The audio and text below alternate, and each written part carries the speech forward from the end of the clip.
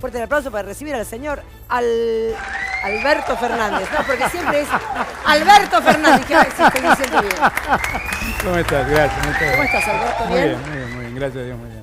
Vos no te acordás, pero yo me acuerdo muy bien de vos porque dentro de los recuerdos gratos, me acuerdo que fuimos con Gabriela Arias Uriburu Sí. a pedir, porque en ese momento Néstor Kirchner, que era nuestro presidente, se iba para las Naciones Unidas y era importante que llevase la carpeta del caso de Gabriela, que lo tuvimos acá el Día de la Madre. Me acuerdo.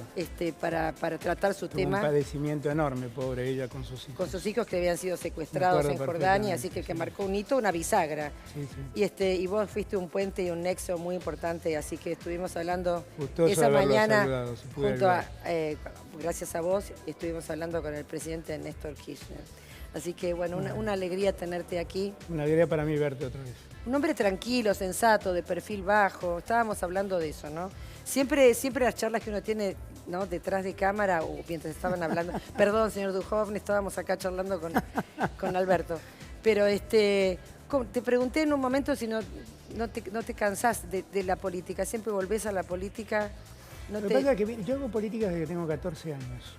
14 años. ¿Por qué empezaste? Bueno, eran los años 70. En los años 70, si no hacías política, no conseguías una novia. ¿Viste? Así, era casi una condición humana hacer política. Los años 70 fueron los años, a mi juicio, más politizados que tuvo la Argentina que yo viví. Y abracé la política siendo estudiante en el Colegio Mariano Moreno. Fui delegado del colegio, empecé a militar en la UES. Y la política bien entendida es una cosa atrapante.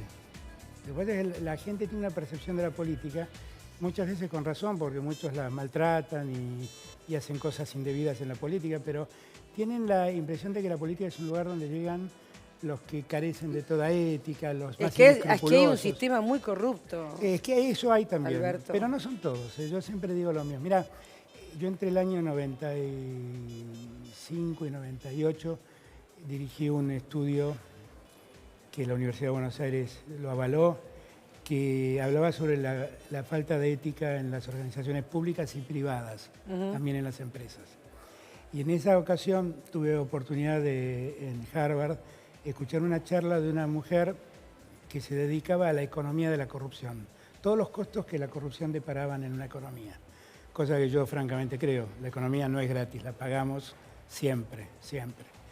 Y ella, en un momento cuando empezaba su charla en Harvard, que tiene las aulas de Harvard son como un anfiteatro, y ella estaba abajo con un pizarrón blanco, me acuerdo, y dibujó un punto en el pizarrón totalmente blanco, y le preguntó a alguien qué veía. Y el tipo miró y dijo, un punto negro. Y dice, no, esto es un pizarrón blanco. Lo que pasa es que la corrupción tiene el mismo efecto. El punto negro hace olvidar al pizarrón.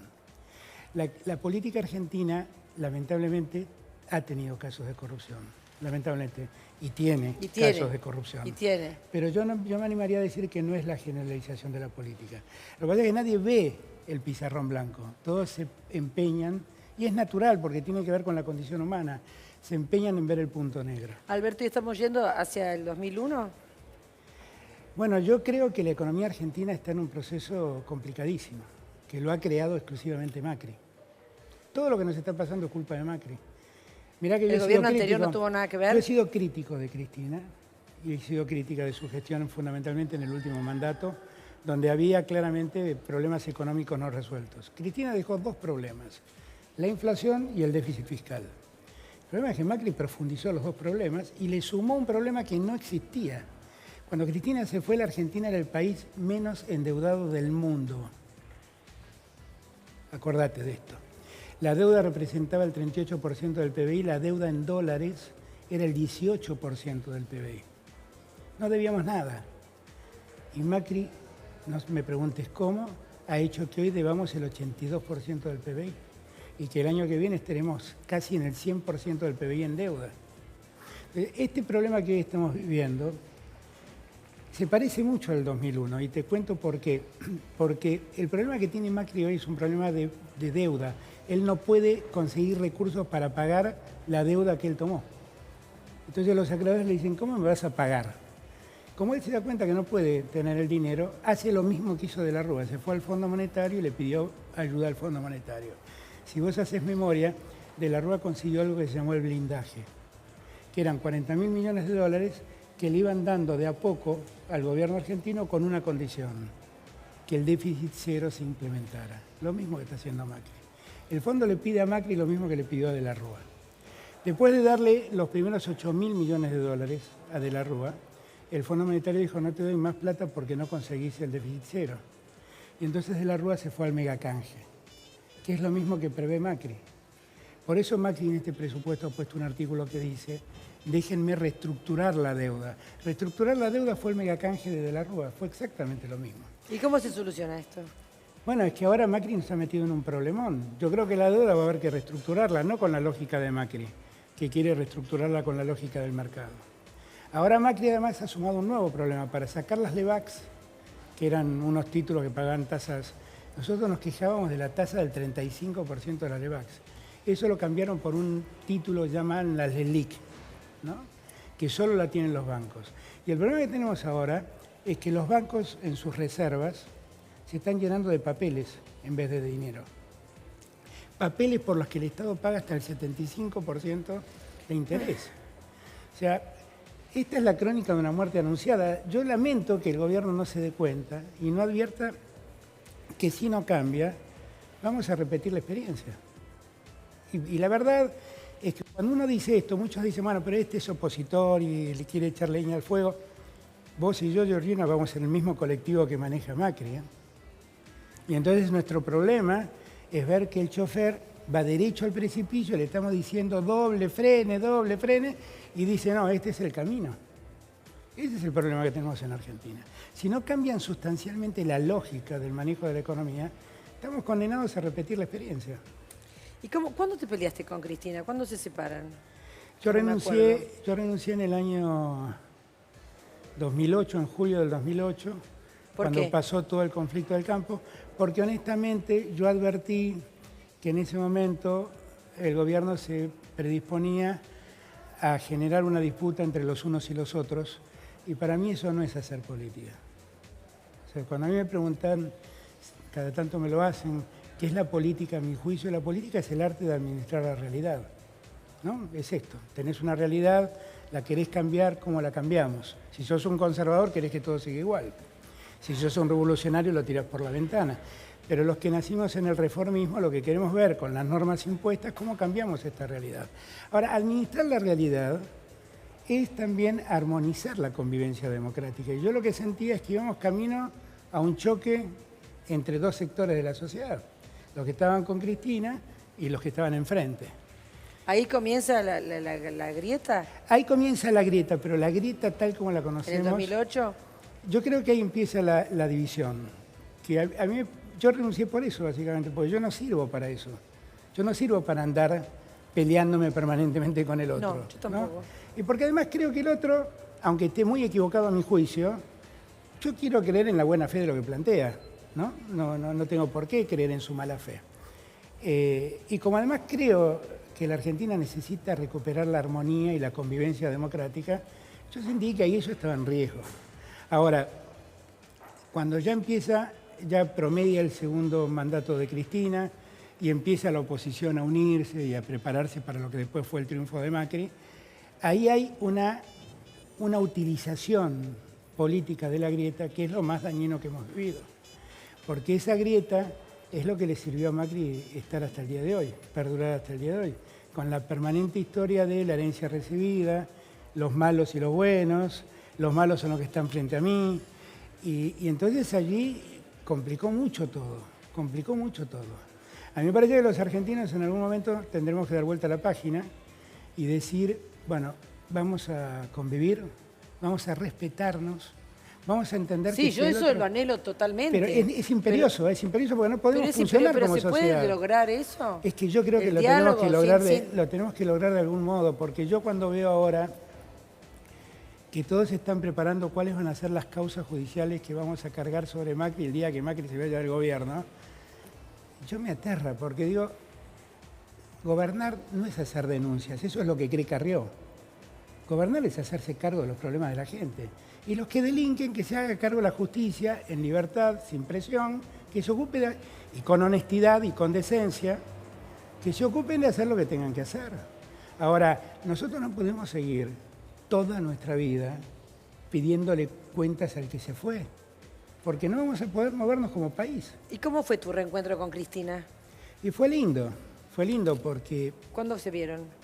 yo la vi a Cristina en diciembre del año pasado, después que ella había perdido en la provincia de Buenos Aires. ¿Dónde se vieron? Nos vimos en el Instituto Patria. Ella me invitó a tomar un café.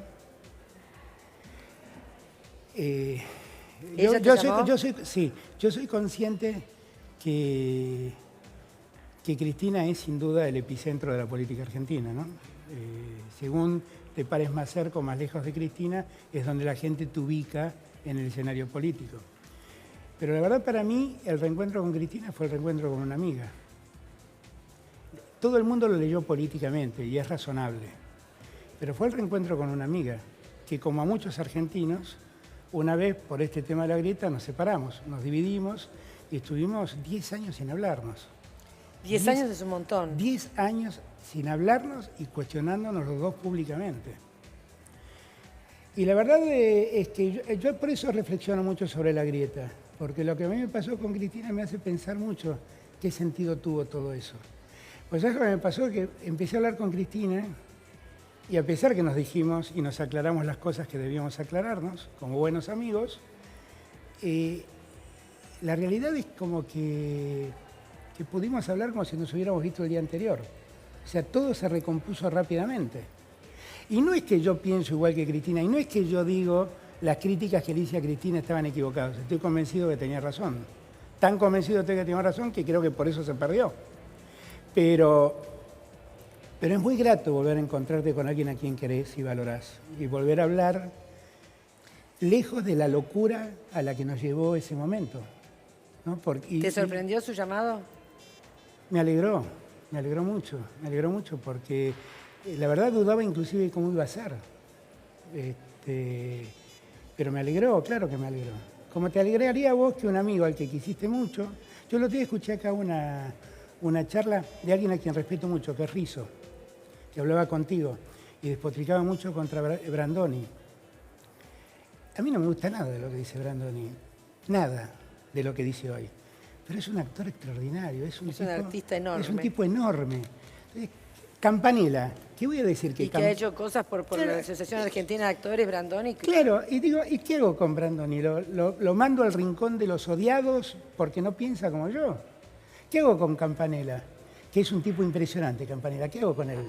Me hago el distraído y digo, no, Campanella, ahora como Campanella está contra nosotros y es más macrista, no hablo más con Campanella, no hablo más... pero eso es una locura, Hay gente valiosa de por sí que, bueno, no piensan igual que nosotros y tal vez cambiaron... Bueno, pero vos sos más amplio, hay gente que no Pero es que tan tenemos amplia. que tender a hacerlo. Ah, por supuesto que Tenemos sí. que tender a hacerlo, porque Rizzo, que me parece otro actor formidable, enorme, increíble, yo decía, qué discusión innecesaria. ¿Por qué un tipo tan valioso como Rizzo termina maltratando tanto a otro tan valioso como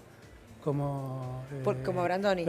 Porque se enoja, porque yo creo que los fanatismos no son buenos. Es que bueno, por eso puede ser fanático, pero de un lugar un poco más tranquilo. Yo creo además que todos tenemos una parte de razón. La razón no la tiene uno. Todos tenemos una parte de razón. Todos. Y sería buenísimo que nos acostumbremos a respetar la parte de razón del otro. Pero bueno, es lo que le decía yo a Rizzo.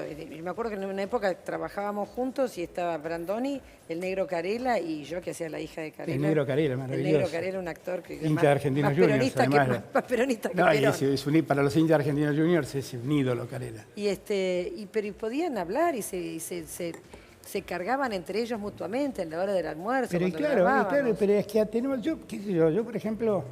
Yo hay alguien que quiero, respeto, valoro, me parece un tipo que en el trato humano es maravilloso. No tiene nada que ver como pienso yo.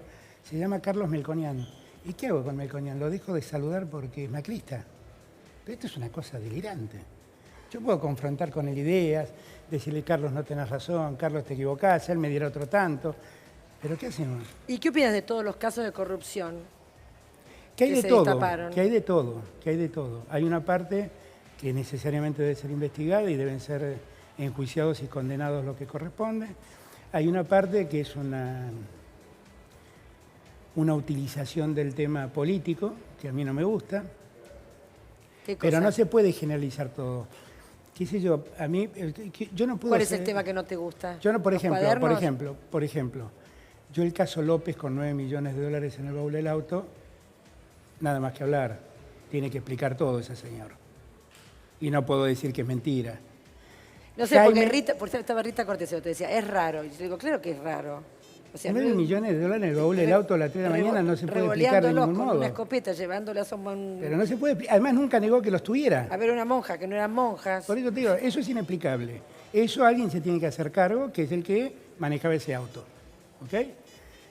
Si a mí me abrís el baúl del auto, tengo todos los CDs que me quedaron de la casa donde vivía con mi mujer, que me los metí en el auto. No tengo nada parecido a eso. Entonces eso alguien lo tiene que explicar. Si hablamos del caso Jaime, si Jaime se aviene a pactar una sentencia, es que está admitiendo que lo que hizo, lo hizo. Sí, le dieron 3 o 4 años, ¿no? Entonces está admitiéndolo. Yo hay casos donde no estoy dispuesto a discutirlo, porque evidentemente algo ha pasado ahí. Y yo tampoco voy a ser tan ingenuo de pensar que eso no existe. Ahora, el poder es tremendo, porque siempre tenés... La corrupción te debe pasar así, diciendo, hola, tenés acá tal platita. Claro, pero es que además en este gobierno también hay corrupción, ¿eh? El presidente queriendo zafar del correo es un enorme caso de corrupción. Los ministros con sus cuentas en el exterior, los Panama Papers, todo eso son casos que deberían estar explicándose e investigándose. En la provincia de Buenos Aires lavaron 90 millones de pesos para una campaña y no pasa nada. Digo, también ahora hay problemas, ¿eh? Ahora, sería buenísimo que todos tomemos con seriedad esos temas, porque lo que la Argentina necesita es terminar con el robo de los que se hacen cargo de la función pública. Necesita terminar con eso. ¿Pero y se termina con el robo? No, y sí se puede terminar, o se puede acotar. Si vos perseguís adecuadamente a los culpables... Ahora, si te parece una causa como lo de los cuadernos, que es todo sospecha, donde las pruebas realmente son todas resultado de un juez que le dice a la gente, si vos declarás te quedás libre, si vos confesás te quedás libre y si no confesás te quedás adentro. Bueno, pero hay mucha gente que confesó. Pero si vos lees las confesiones, yo estoy preparando un artículo para el fin de semana porque he podido acceder a todas las confesiones. Es impresionante. No hay uno que diga, estuve con Cristina y Cristina me pidió plata. No hay uno que diga que le dio plata a Cristina. No hay uno, pero el esfuerzo es meterla a Cristina en esa causa. Todos dicen que toda esa plata fue parar a Toda Cristina. esa casa dicen, todos dicen que se lo daban a un señor que se ha muerto, que se llama Muñoz, y que se lo daban en una casa deshabitada de los Kirchner, de la que Muñoz tenía llave porque era, entre otras cosas, el secretario de Kirchner. Y el que al que encontraron 70 millones de dólares es a Muñoz, que está muerto. Sí, claro. Entonces, la gente me odia cuando digo estas cosas, pero ¿sabés que yo... No, lo que pasa es que cuando denuncias un muerto... Cuando yo hablo estas cosas, ¿sabés por qué las hablo, Georgina, de este modo? Porque el problema de los cuadernos puede ser una muy mala práctica, que el día de mañana la pueden hacer valer sobre cualquiera de nosotros. Yo no estoy defendiendo a Cristina, yo estoy defendiendo el Estado de Derecho. Yo hace casi 30 años enseño Derecho Penal en la Universidad de Buenos Aires. A mí me apena mucho lo que está pasando en la justicia federal. Me apena. Sé que es el prolegómeno de algo muy feo para la Argentina. Muy feo. Que la Argentina merece tener jueces dignos, no jueces que corren detrás de los poderosos. El juez que ahora va contra Muñoz, este señor que ha muerto, es el mismo juez que en el año 2011, cuando gobernaba el kirchnerismo, lo absolvió a Muñoz de enriquecimiento ilícito. El juez se llama Bonadío. Y ahí tenés cómo funcionan. Cuando el poder eran los Kirchner, los absolvía. Cuando el poder es Macri, los persigue. No podemos vivir en ese país. Pero no podemos, porque siempre va a haber, la justicia va a tirar para un lado o para el otro. No, la justicia tiene que tirar para el lado de la justicia, Georgina, no tiene que tirar para un lado o para el otro. ¿Pero vos te parece que la gente cree en la justicia? No, lamentablemente no, yo tampoco. Pero no generalizo. Porque también hay un montón de jueces dignos. Y yo esto siempre lo rescato. Mirá, si haces memoria, hace 2 años atrás lo torturaron mediáticamente a un juez que se llamaba Casanelo. Se llama Casanelo. Dijeron que Casanelo era una tortuga, que no quería investigar, le inventaron que la había ido a ver a Cristina para arreglar la causa de Lázaro Báez. Dijeron de él un montón de cosas oprobiosas.